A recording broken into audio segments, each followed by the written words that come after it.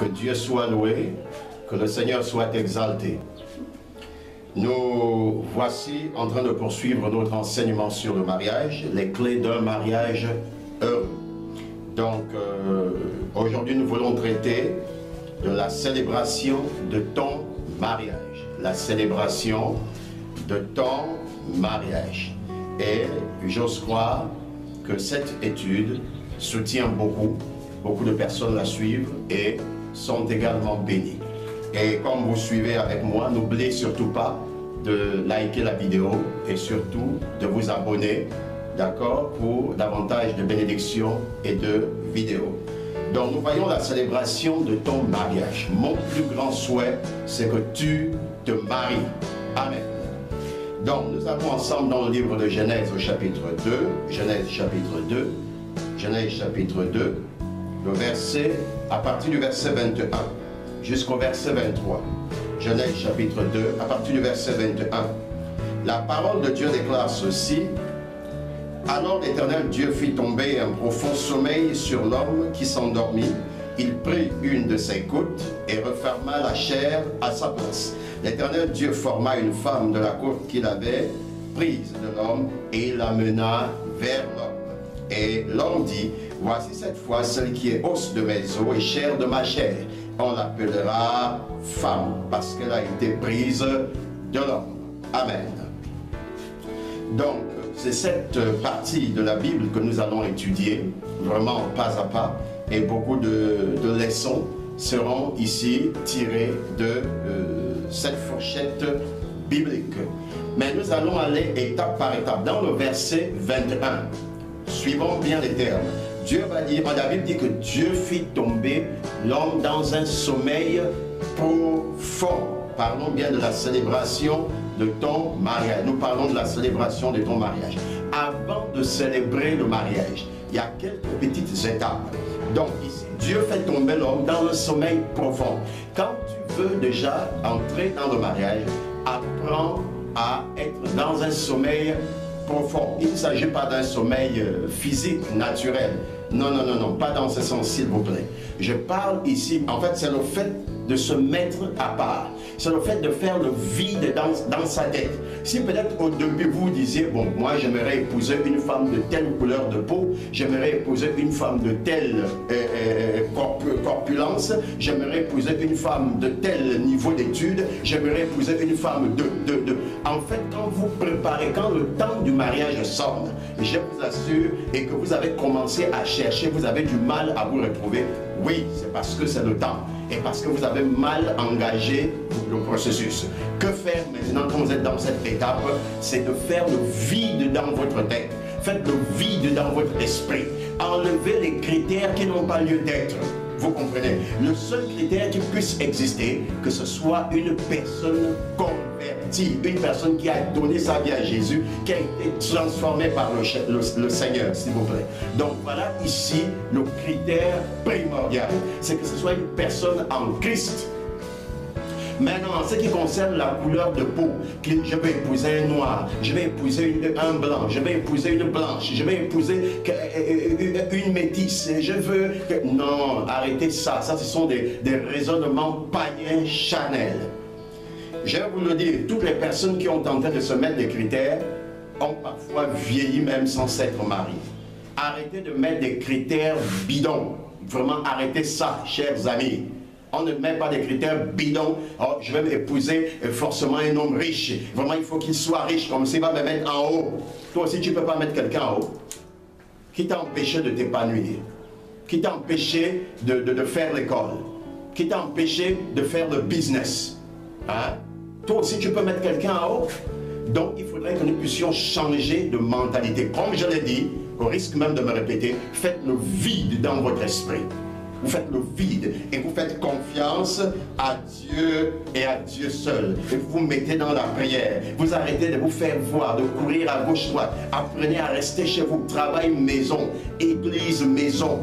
En fait, vous arrêtez de vous disperser. Vous concentrez votre énergie. Et vous priez par rapport à votre mariage. Pour que Dieu vous conduise dans les pas du mariage heureux. Et comme la Bible nous dit toujours dans le verset 21, Dieu a pris la côte de l'homme. Dieu prit la côte de l'homme.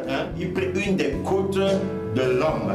Donc, quand on parle de prendre la côte, c'est-à-dire quoi? Quand tu veux parler de mariage, frère, quand tu veux parler de mariage, commence aussi à préparer la dot.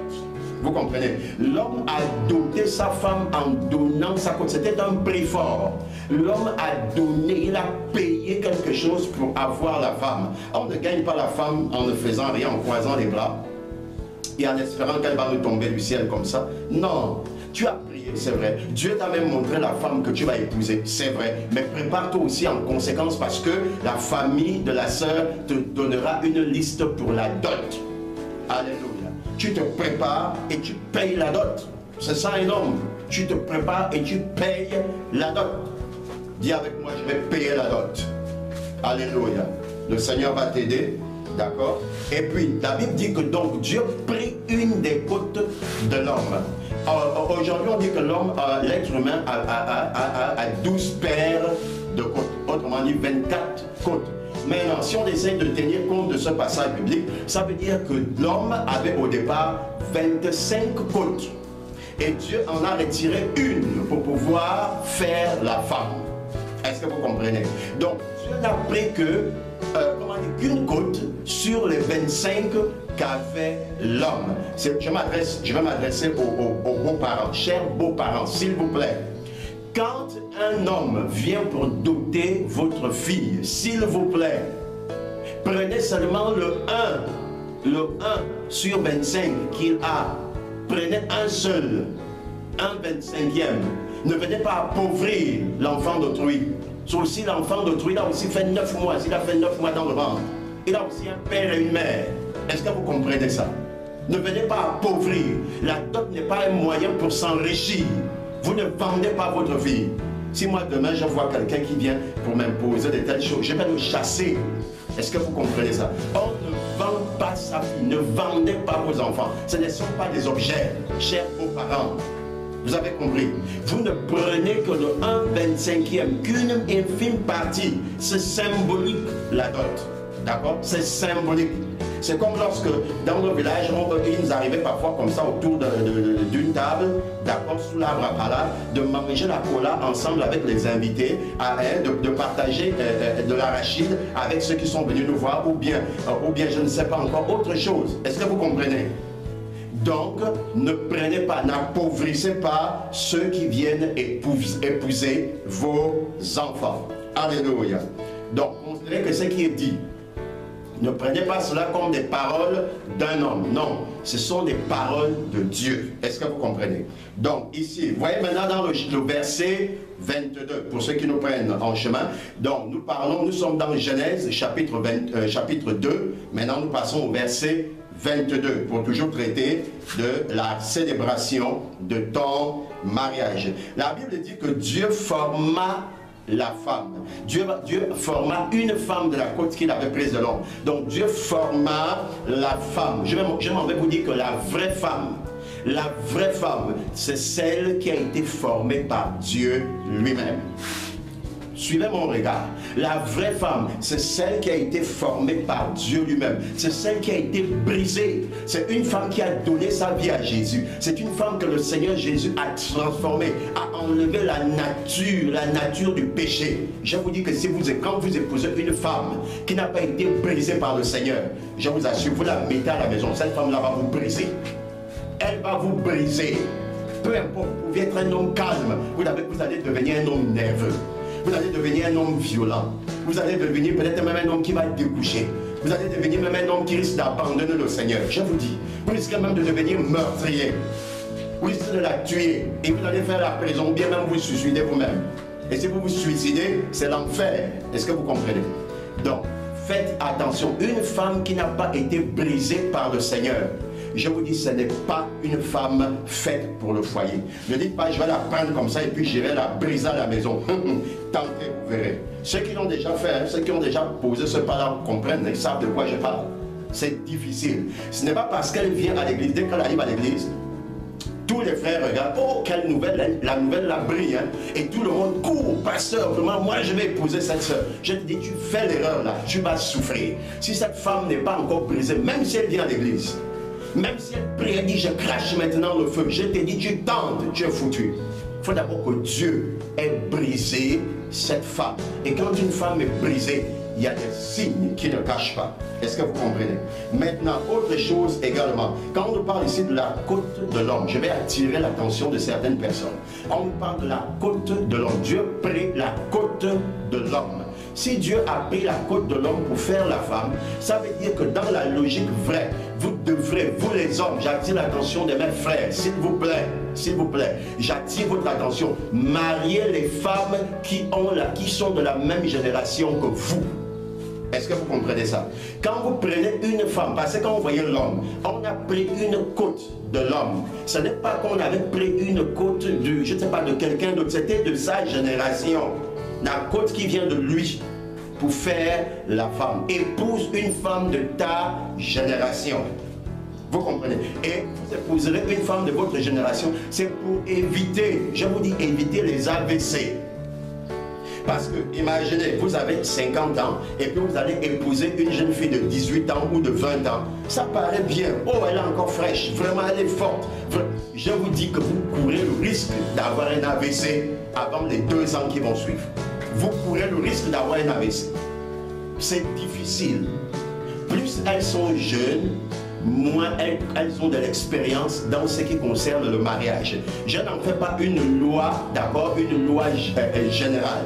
Mais je dis, faites attention. Il est bien de se marier quand on est encore jeune. Tu es jeune, prends une femme jeune.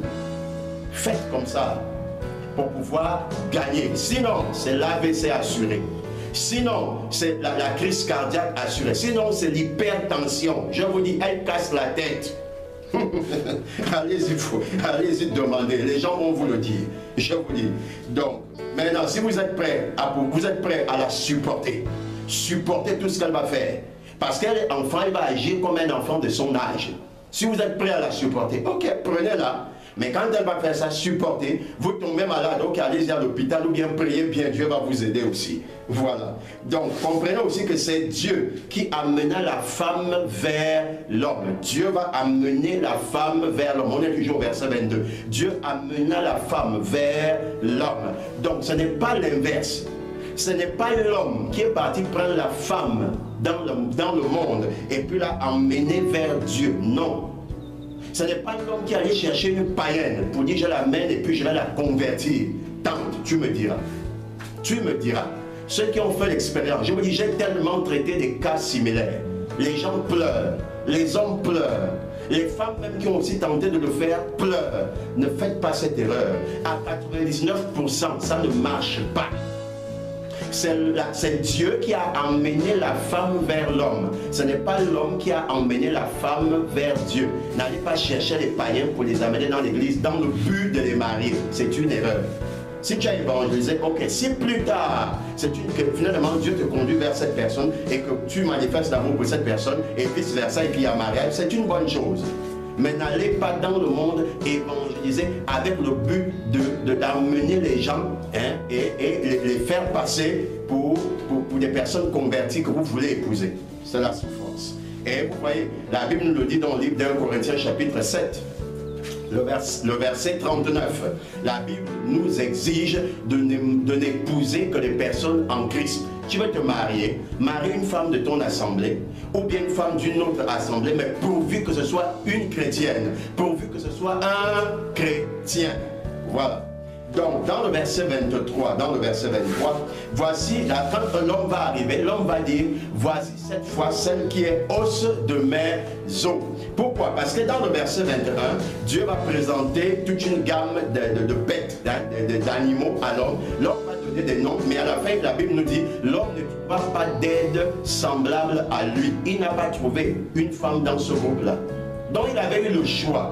Et maintenant, quand Dieu va faire l'homme, la Bible nous dit expressément, l'homme va dire, voici cette fois-ci, celle qui est os de mes os. Donc il fait un choix personnel que les pasteurs n'imposent pas aux frères des sœurs ou des femmes, que les pasteurs n'imposent pas aux sœurs aussi des frères appelés des maris. On n'impose pas. Est-ce que vous comprenez ça? On n'impose pas, que les parents non plus n'imposent pas des maris à leurs femmes, à leurs filles, autant pour moi. N'imposez pas. Même Dieu n'a pas imposé. Dieu a donné le libre choix, le libre arbitre à l'homme. Il faut qu'il y ait un libre arbitre. N'épouse la femme que toi-même tu aimes, que ton cœur a choisi. Est-ce que tu comprends? Épouse celle que ton cœur a choisi, celle vers qui Dieu t'a conduit, pas vers n'importe qui. Sinon, je vous assure, vous aurez du mal à vous accorder. Si on va te soulever la femme du village, on vient te donner, tu vas dire à chaque fois, c'est la femme de mes parents. C'est la femme de mes parents, ce n'est pas ma femme. Et c'est vrai, ce n'est pas ta femme, c'est celle de tes parents. Vous serez toujours en train vous aurez du mal à vous accorder des violons. Ça là, je vous l'assure. Et je vais ajouter également ceci. Donc, c'est plus valable, hein, ces choses-là, aller chercher la femme, on te donne, on te force une femme, tu es là, on impose un homme à une femme, ou bien on impose une femme à un homme. Avant, ça se faisait, ça pouvait marcher. Même si on mettrait ça entre griffes, ça pouvait marcher. Mais c'était à une certaine époque. Mais aujourd'hui, de nos jours, 21e siècle, je vous dis, tentez ça, je vous dis, ça ne marche pas. Les mentalités ont évolué. Le siècle a évolué. Nous sommes dans une autre dispensation. Voilà. Maintenant aussi, quand l'homme va voir la femme, il va dire os de mes os et chair de ma chair. Quand il dit os de mes os, ça veut dire qu'il a pris le temps d'étudier d'abord l'individu. Il a tâté l'individu. Il a étudié l'individu. Il a examiné l'individu. Il a écouté le langage de l'individu. Et il a conclu que c'est chair de ma chair et os de mes os. Les amis, tu ne peux pas marier une femme que tu n'as pas pris le temps d'étudier. Tu ne peux pas épouser un homme que tu n'as pas pris le temps d'étudier.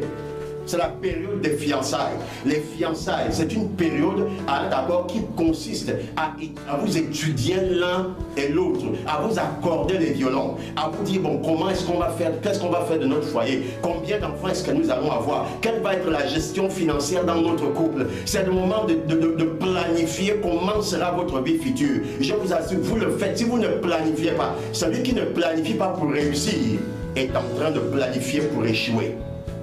Il faut avoir un temps de fiançailles pour pouvoir espérer vivre un mariage heureux. Et quand vous êtes dans la période de fiançailles, vous allez découvrir que vous êtes en réalité deux êtres imparfaits. Le mariage, c'est entre deux êtres imparfaits. Nous ne sommes pas parfaits, je vous dis.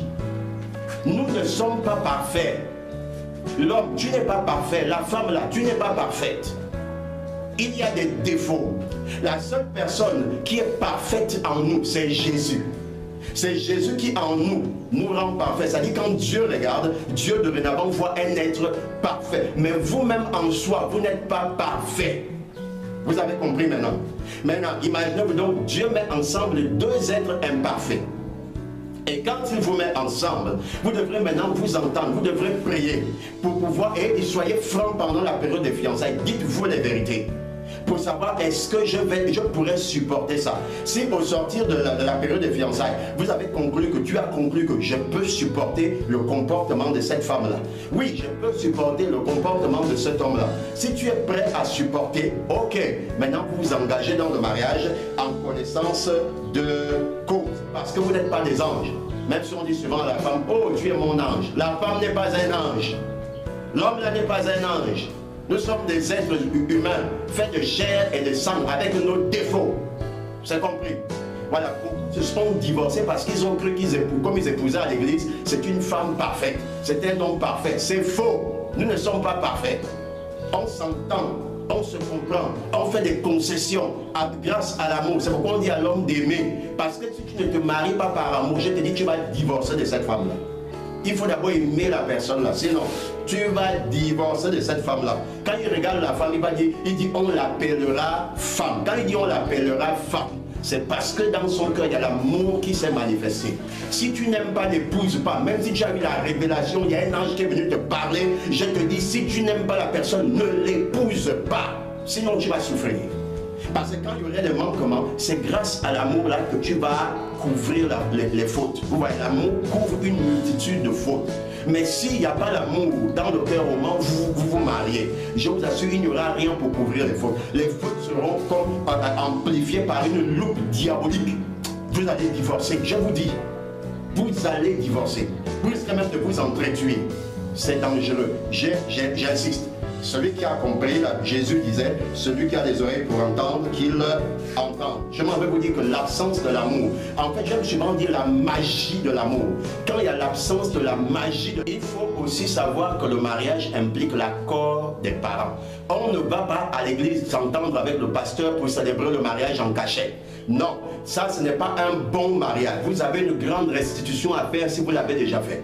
Vous devrez retourner voir les parents, vous mettre à genoux, pleurer devant vos familles pour demander pardon. Et même ce pasteur-là, on doit le corriger. C'est pas normal. On ne fait pas de mariage en dehors des parents. Le mariage implique également l'union de deux familles, pas seulement de deux individus, de deux familles aussi. Vous comprenez? Il faut qu'il y ait l'accord. Certainement dans la famille, chez les parents de l'un et de l'autre, tout le monde peut ne pas être d'accord. Mais il faut que la majorité soit d'accord. En l'occurrence, le père et la mère. Le père et la mère. Ou le père est un représentant. Ou la mère est une représentante. Si ceux-ci ne sont plus. Il faut que la famille soit là. Le mariage ne se fait pas en catimini. Voilà. Maintenant, je vais maintenant titiller certaines personnes. Il y a des cas aussi, quand on veut se marier, cher frère, que je parle aux frères, si tu sais que tu es impuissant, s'il te plaît, ne te marie pas d'abord. Est-ce que tu comprends? Ne te marie pas d'abord, je suis sincère, ne te marie pas d'abord parce que tu veux faire le buzz, ne te marie pas d'abord parce que tu as envie de ressembler aux autres. Non, si tu es impuissant, ne cours pas dans le mariage. Sinon, la femme là va te tromper demain. Elle va te tromper demain.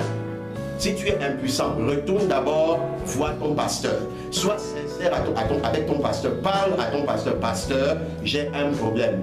Mon troisième pied là est mort. Ça ne bouge pas. Tu comprends? Pasteur, vraiment, tu vois là, je suis homme, mais je ne suis pas garçon.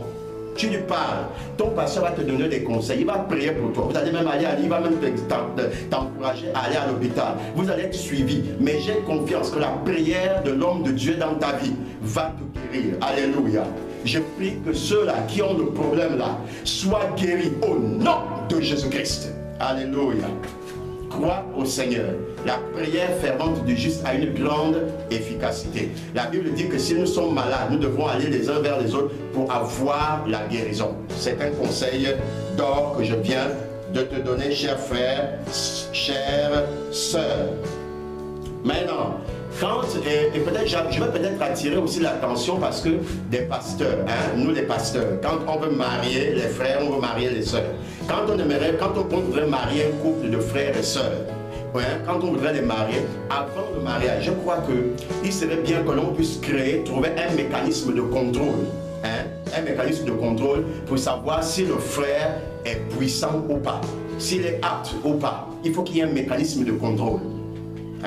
Puisqu'on sait qu'avant le mariage, généralement à l'église, comme la Bible le leur interdit, ils n'ont pas de rapport, donc ils ne se connaissent pas. Maintenant, nous, en tant que pasteurs, trouvons un mécanisme. Cherche dans ton assemblée, prie Dieu, Dieu va t'aider. Moi, je connais déjà quoi faire. Pour qu'on teste, pour voir si le frère répond ou pas. S'il ne répond pas, on ne le pousse pas dans le mariage. On prie d'abord pour lui, jusqu'au jour où on va voir qu'il répond. À ce moment, on va le pousser dans le mariage. Maintenant, ne vous endettez pas. Quand vous célébrez maintenant le mariage, n'allez pas vous endetter pour votre mariage, parce qu'il existe l'après-mariage. Ne vous endettez pas. La sœur, ne pousse pas ton mari à faire des dépenses au point qu'après le mariage, vous allez commencer à pleurer de faim. Ne vous endettez pas. Faites selon vos moyens. L'homme apporte un peu, la femme apporte un peu, et vous faites la fête, vous faites la célébration. C'est une bonne chose. Sans vous endetter. J'insiste bien sur le fait. Maintenant, pourquoi? Parce que la simplicité. On va essayer, il faut donc faire un mariage dans la simplicité. Mais je voudrais attirer l'attention. La simplicité ne veut pas non plus dire la médiocrité. Ne faites pas un mariage médiocre. C'est le plus beau jour de votre vie, vous aussi. Ne faites pas un mariage médiocre. Aie une belle robe, ma soeur. Aie un beau costume, mon frère. Faites-vous beau. Et quand vous faites le mariage, pendant les moments des photos, là, pendant la période de photos, comment dire, les sœurs, évitez de pleurer pendant qu'on prend les photos. Parce que ça, à la fin, vous allez avoir des vilaines photos. Le jour où vous allez consulter votre album photo, en fait, les photos ne seront pas belles. Il faut sourire. Hein? Retenez-vous, souriez, faites de belles photos pendant votre mariage. C'est des souvenirs vraiment inoubliables. Alléluia. Donc, voilà ce que vous allez faire. Et bien sûr, si vous le voulez bien, invitez-moi à votre mariage. Je serai heureux d'y prendre part. Je vous souhaite un heureux et merveilleux mariage au nom de Jésus-Christ. Que Dieu vous bénisse. Amen.